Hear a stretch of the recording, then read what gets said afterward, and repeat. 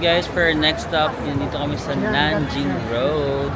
Na yung maganda kapag meron kayong tour guide kasi nakaupo lang kayo sa bus. Okay, next stop na, ganun. Wala na kayong isipin na, wala, nasa na bang station tayo, bababa, ganun. May parang cute si kuya. Ay. Tapos may mga reminders lang pala si ate dito sa ate tour guide dito sa Nanjing Road.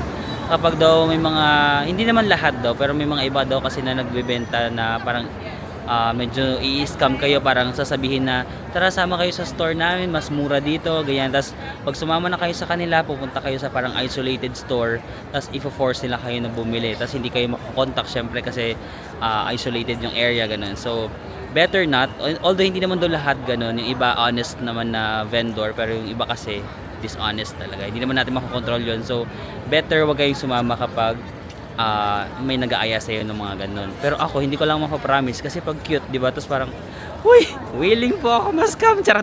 Charing lang, charing. Hindi tayo sasama, pero depende kung cute. Charot.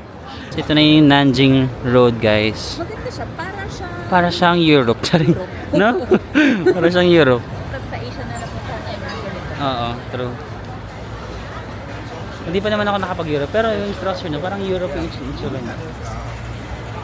Pero sabi ng tour guide, mas mahal daw yung mga paninda dito. So, hindi niya nire-recommend. Pang window shopping lang daw.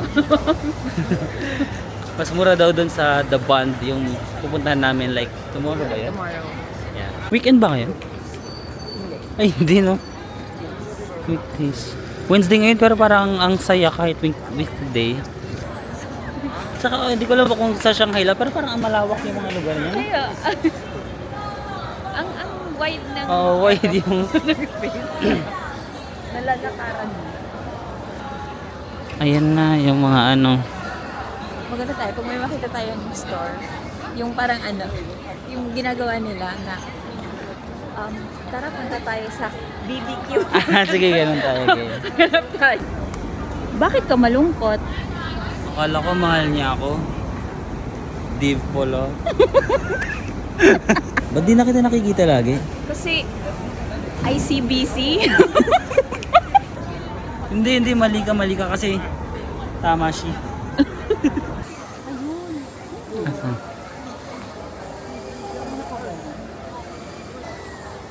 Masasabi ko lang, ang awesome ng Shanghai. Oo nga eh. Awesome ang structures and buildings ng Shanghai. True. Pero gusto ko yung Shanghai. I love it. Very futuristic na may pagka-Europe. Oo, yung pagka-Europe na may Chinese tradition. Pinaghalo-halo na guguluhan ka na. Pero maganda yung ano niya. Merge. Contrast daw yung pag-merge. Kasama to sa tour, free yung lunch namin today, guys. Hot pot for today.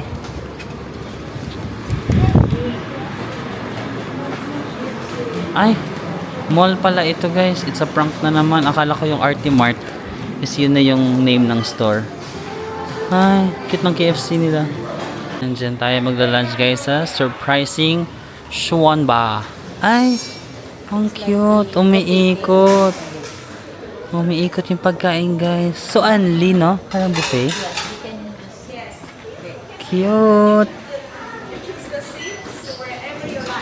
Wherever you like. So, doon tayo sa ano. Ang cute. Okay, after you find your seats, just take the seats wherever you like.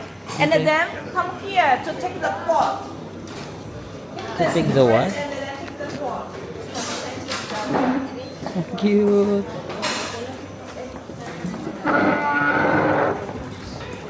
Oh, so happy. Saan tayo? Dito tayo para may privacy tayo. So guys, first meal pa lang natin today. Pinaandaran. That's the right term. Pinaandaran naman tayo ng ng tours, di ba?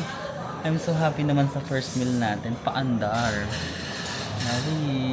Hindi ko alam kung magkano dito, guys, no, kasi kasama siya sa tour namin. Pero sige, try ko yung research, just ilagay ko dito kung magkano. Turn it on. Inan mo na to, hindi pa. Hindi. Ito. Ito? Oo. Yan yung pag-adjust ng temperature. Sige, sa mid lang muna tayo. Try lang ako. Ako din pa, konti-konti lang tayo. Parang feeling ko. Wala, ang dami nun. Ay, may karne.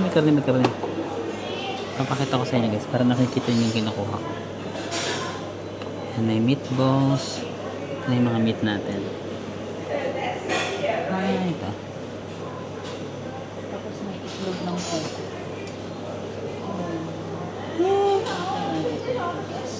Ay, kung gusto mo parang ganito, oh. Very All of lacking. this, you should boil it. Yeah. Cannot eat directly. Yeah. Yeah, we boil it here, right? No, and you should take a plant and all the plant. And they have that plant, and then the sauce. You should take some sauce. Okay. Alright. Sure. Can we put it here already? Yes. Ah, You okay. already can put. You can adjust it to high. This is middle. This is high. Okay. Thank you. No, just move a little bit. Put in the round. Okay. Okay, we can put it na daw Yeah, hanggang you mag-boil should siya. put- Yes, you should put all of those things inside. What's this? Bread?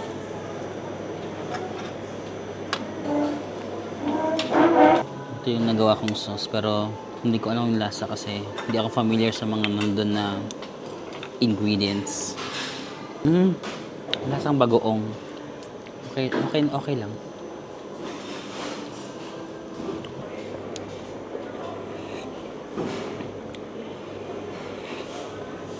Okay.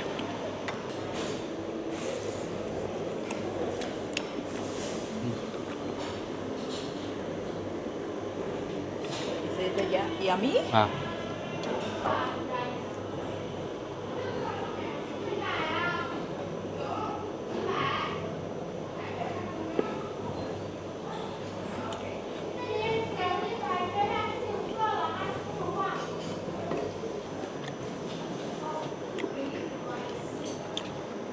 Alam ko na kung ano yung mga bet.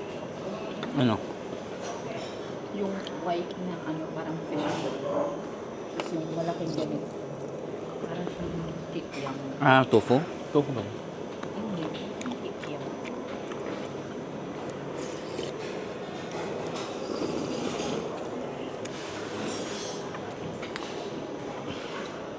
Parang perfect to sa winter, no? Yung sobrang lamig.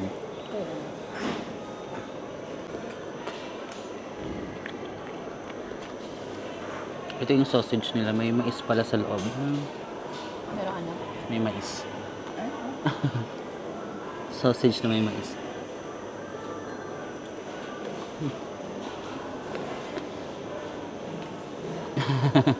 Hi.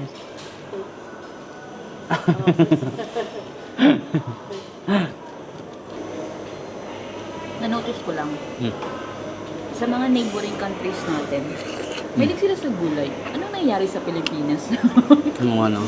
Vietnam. Vietnam, Thailand, Thailand. China, Korea, Japan, Singapore.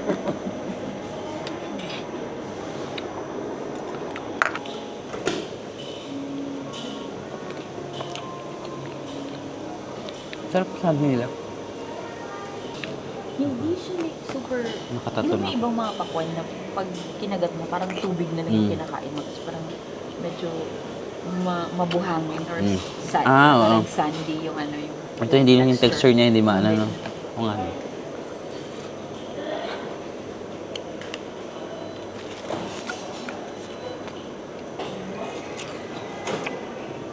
Ay, gusto ko rin ito. Ano yan? Parang melon. Green melon. Sorry. Parang melon, no? Melon. Meron.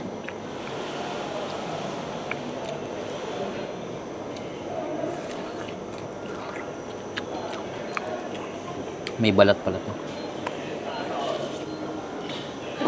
Yung saging nila, di ba usually yung saging, kapag kinain mo siya, parang mabigat siya sa tiyan. Parang light lang, no? Hindi, no?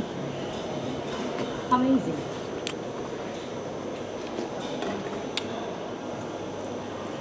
Parang prutas yung pinaka-enjoy ko. Kaya nga last kong kinain ng saging kasi alam ko pag kumain ako nun parang Bibigat ka na? yung tiyan ko.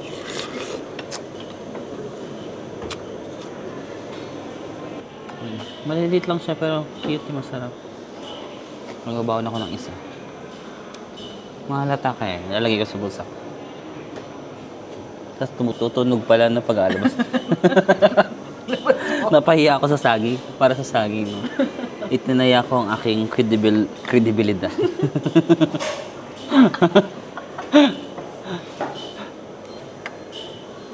For the love of saging. Gusto mo talaga na yung saging no? Bata ka pa, gusto mo na ng saging. Oo, mahilig ako sa saging. No? Gusto ko yun. Kasi yung mga pangit na saging pa yung nabibili natin. Pero mas nasarapan na ako doon.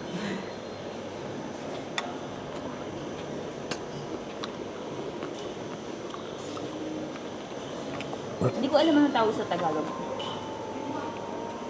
Alam mo yung saging na may buto? Ah, Yung maraming buto? Oo. Ang tawag doon sa Bisaya? Sa Oray? Pakol. Pakol o pakol. Ano nga yung Tagalog ng pakol? Yung maraming butong saging. Lagi natin yung kinakain ng bala pa tayo. Oo. Pakol. Nilaban ko ang pag-uwi ng isang saging. Hindi naman tumunog. Parang yung renda ako mamaya. Guys, dito pala sa China, pansin namin yung mga foreign brands, even yung mga luxury brands, mas mahal sila dito compared sa like ibang bansa. Kasi based sa sabi nung ano namin, nung tour guide, yung Chinese government, nag-impose sila ng higher taxes kapag foreign brands. Parang parang mas pina-prioritize daw nila yung kator namin. Parang mas pina-prioritize daw nila ang local brands than foreign brands. Kaya to encourage na mas i-prioritize yung local nilang mga products, kapag may foreign brands, nag-impose sila ng higher taxes. Kaya ang result, mas mahal ang foreign brands kapag bibili ka dito kung i-compare mo sa ibang bansa. Kasi yung mga kasama namin dito sa tour, yung family na parang mayaman, nagtitingin sila ng mga luxury items dito. Sabi nila mas mahal daw dito kaysa sa mga Paris, ganun, sa mga iba nilang nabilhan. So, ayan.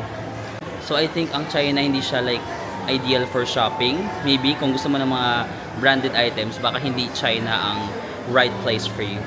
Kakatapos lang namin mag-lunch at ang weather ngayon is 28 na. Pero hindi pa rin ganun kainit. So, from Shanghai, papunta na kami ng Hangzhou.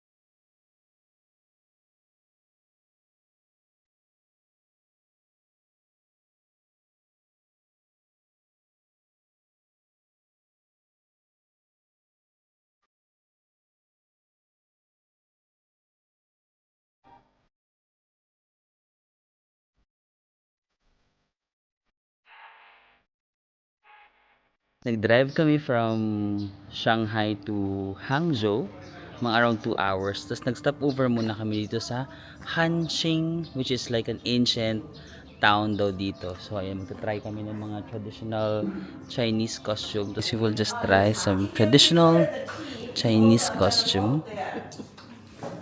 And then, after we try, meron daw afternoon tea. Ang cute. 这边是男士的。还有小朋友的在。Oh, the kids there.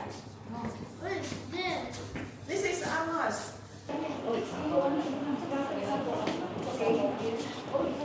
Check tayo ng mga pwedeng matry. Can you see me? Blue. Ay, ang ganda ng nakuha nila. Nagpahuli kasi ako. Nakuha tuloy nila yung maganda.